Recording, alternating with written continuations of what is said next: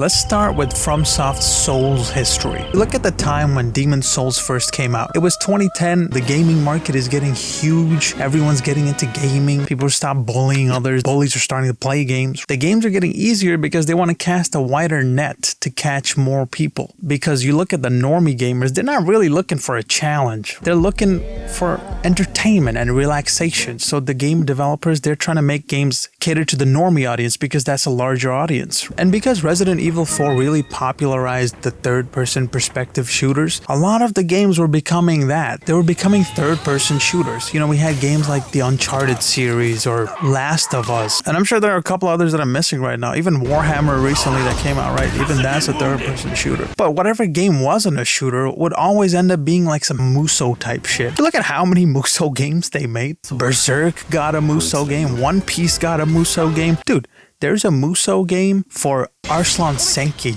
I'm sure none of you even heard of this anime before. This is how crazy the Musou genre was. Fist of the North Star got a Musou game. Yeah. Fist of the North Star. This is the anime where you got this from.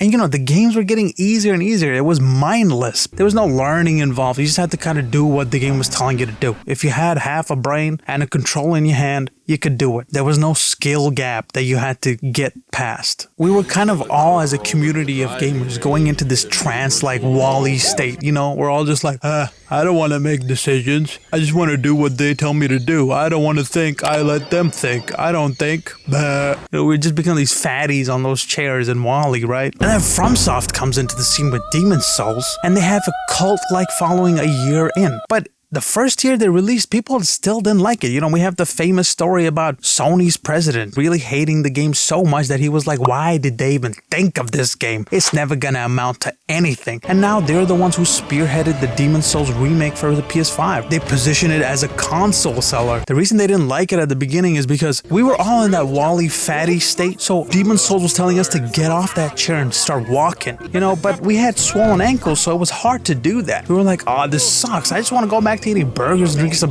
fucking Baja Blast and playing a random game that I don't even have to think about, right? A year in, we started to get better and better, right? We started to build an attachment with these types of things. We started to realize, oh shit, there's actually skill involved. You can actually learn something. In Demon's Souls, your actions have weight. You have to commit to an attack. You can't just cut the animation midway and then start dodging. If you time the sword swing wrong, that was on you. You pay the price. You eat that blow from the fucking monster. That was your mistake. You have to pay the price for it. There was no backing out of that sword swing. You just had to eat it on the face. The game was positioned in a way that trial and error was rewarded. You learned the gameplay mechanics through trial and error. Death in this game wasn't game over.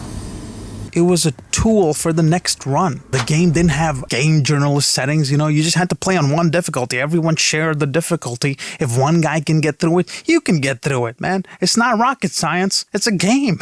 You know, you just had to get good.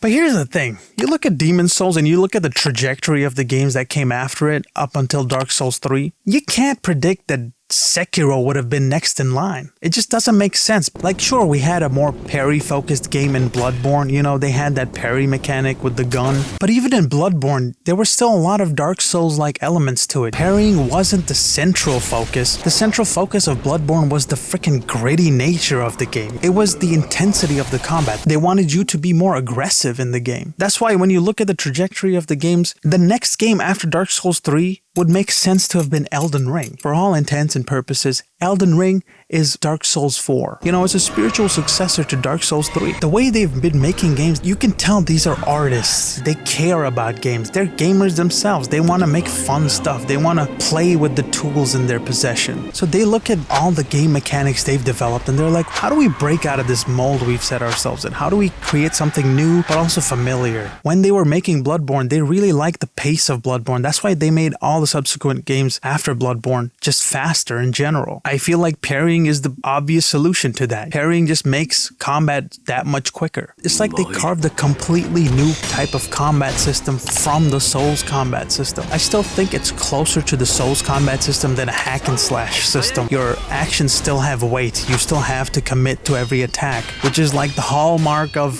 the Souls genre, right? Probably the first thing you notice when you first start one of these types of games. And they come up with this perfect concoction of gameplay mechanics that turn the battle into a dance. And I don't mean this kind of a dance. See, earlier I said that Sekiro focuses on parrying more than any other Souls games. But would you believe that there's a Souls-like that has a tighter parrying mechanic than Sekiro? Yeah, Lies of P. I gotta be honest, after playing Lies of P, it's kind of more satisfying to parry in Lies of P than it is in Sekiro. I think that's because Lies of P has a tighter parrying window, but I think that wouldn't work for a game like Sekiro. The reason it works in Lies of P having that tighter parrying window is because Lies of P isn't centered around the parry. Sure, it is a pretty important part of the combat, but they give you other tools as well. You still have a sidestep. You still have other tools you can use. You can use the fucking Legion arm, whatever, right? But Sekiro, the bulk of the combat is the parrying. You know, you have the posture bar, you fill that up through the parrying. That's what they centered the gameplay around. And if you're gonna center a gameplay around a mechanic, that mechanic can't be so hard. You gotta have a little bit of challenge, but you can't have that much challenge in a main mechanic of the game. It's challenging enough to where you're hitting the eustress point and it's kind of entertaining, but it's not so challenging that the bar to entry is so high that a lot of people just get kicked out at the beginning. That's why I think Sekiro's timing works perfectly for Sekiro. Even though Lies of P, you may get more satisfaction in the parry, bro, come on, there's nothing more cool than parrying and then pulling off a Mikiri counter straight into a death blow.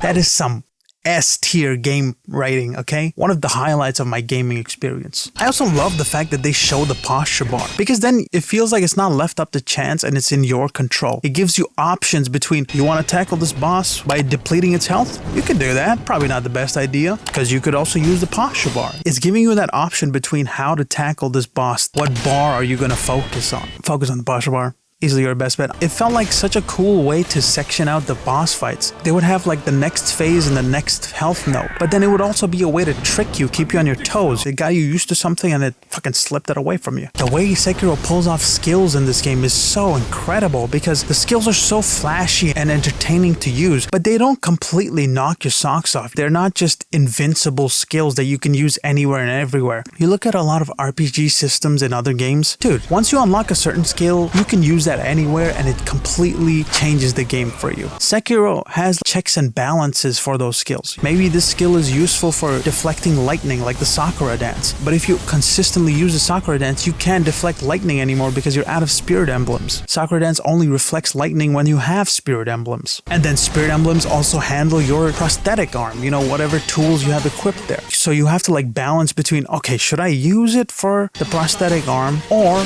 should I use it for deflecting lightning? And just look at how flashy this skill is. It's like an anime move that you can just do whenever you want. This type of skill is only available for like cutscenes. That's why I really like the skills in Sekiro, because they're so flashy to the point that it feels so out of place, but it doesn't overhaul the game. And then you also have the revival mechanic. If you die in the game, you can just come back to life in that same run. And you can store up to 3 revivals per run. But the thing is, they balance it. Once you revive once, one of your revival nodes is gone for the run. The other 2 are still locked. The only way to unlock them is if you take a health node off of the boss. And last but not least, guys, this game has grapple hooks. Look, honestly, at this point, every game should have a grapple hook. I don't care if it's a cozy fucking farming simulator. Keep a grapple hook in the game. Look at this, dude.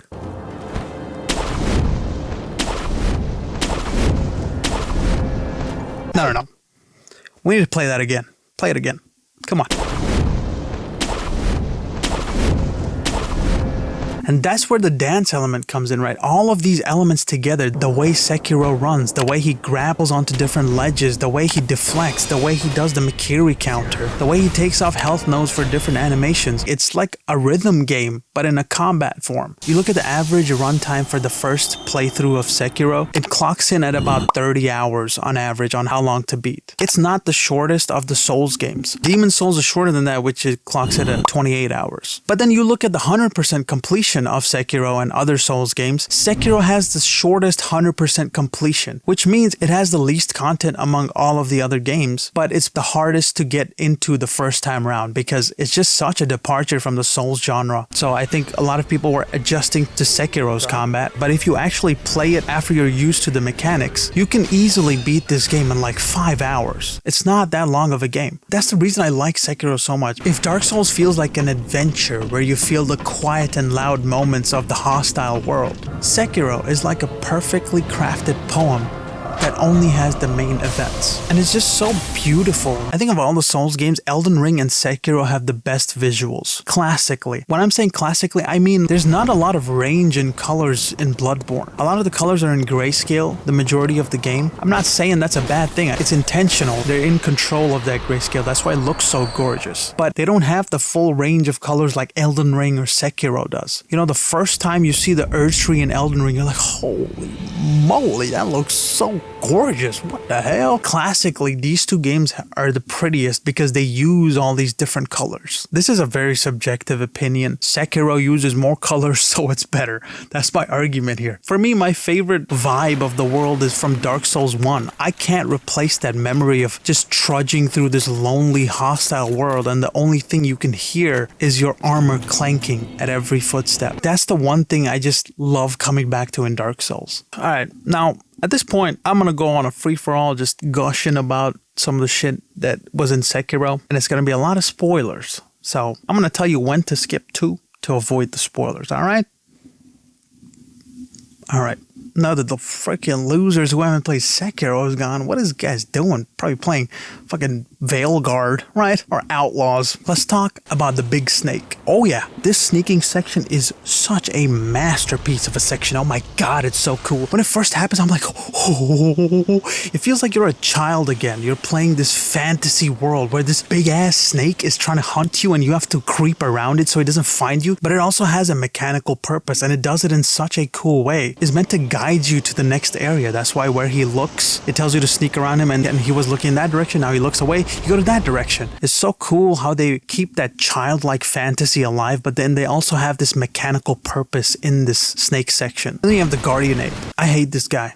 He throws shit at me. This guy is nasty. You know what's funny about the Guardian Ape fight? At first, the second phase fight was absolutely miserable for me, but now the first phase is way harder than the second phase. The second phase, he kind of moves funny, like he's like a ballerina or something, right?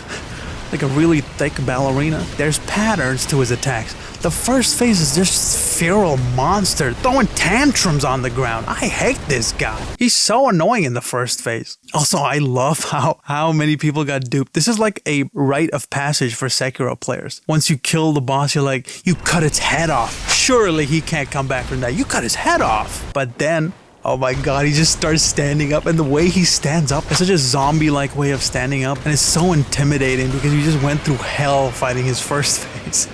Oh, that's so cool. And then you have Sword Saint Ishin. Oh my god, the final boss. Dude, this final boss felt like a final exam. It was like a culminating of all the gameplay mechanics that you had to learn through the game, all in one boss fight. Parry, Mikiri counter, lightning reflections, jumping. It was an insane fight. And the arena, I think it's called the Pampas Grass. The way he pops out of Genichiro, it felt almost like Orochimaru-esque, how he just pops out of his own body, this old man. But of all the bosses, nothing troubled me more than this bitch. Fuck her. I swear to god, she's an asshole. I hate her. There's a lot of bosses that a lot of people had a tough time with. Even the double Guardian Ape fight, I was okay with. But this boss, this mini boss, Oh my god, the amount of times I died to this grab attack, it was just so off. It's like a delayed animation, it would still grab you. It was so annoying. I remember trying to cheese the first time you meet this freaking mini-boss, you know, in that gun village, and I would always try to get the first node for free. And then you get to the Demon of Hatred. If Melania is a Sekiro boss that's in Elden Ring,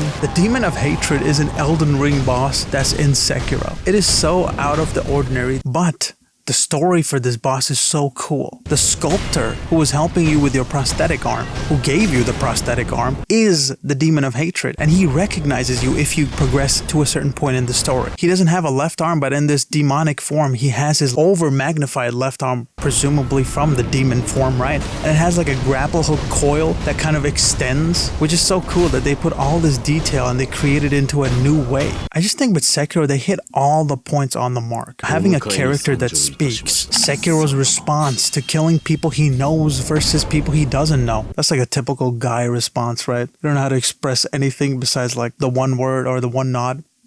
Even the detail of Sekiro drawing his sword at different points of the game. You've been introduced to him in his rusty state. He's been in this well for a while and he doesn't have all his bearings together. So when he pulls out his sword, he's kind of fumbling towards the sword hilt, right? He doesn't get there swift. As he's getting back to his former glory, or perhaps even passing his former glory, he becomes swift again. He's now unsheathing the blade with ease and precision. He knows where the blade is. It's like the blade is a part of his hand now. Sekiro does so many things so right. It kind of makes it feel like, at least for me, this is like the jump I felt from 2D to 3D in terms of quality. There's not a single point in Sekiro where I feel like a drag playing through it. But in all the other Souls games, or even Souls-like, there's always one level where I'm like, oh god, I really don't like this place. And it's not even the swamp levels. I know people hate the swamp levels, but I actually like Blighttown, or the swamp area in Dark Souls 3. There's some other element to it that gets tedious. Whenever it gets tedious and you have to repeat the section over and over again, I don't like that. But Sekiro has it to where even the part that would be tedious isn't tedious. And I'm not sure what it is. It's just a magical component of Sekiro that makes it that way for me. I freaking love this game. Alright, anyways, Sekiro is the jump from 3D to the next whatever. But it's time I jump out of this video.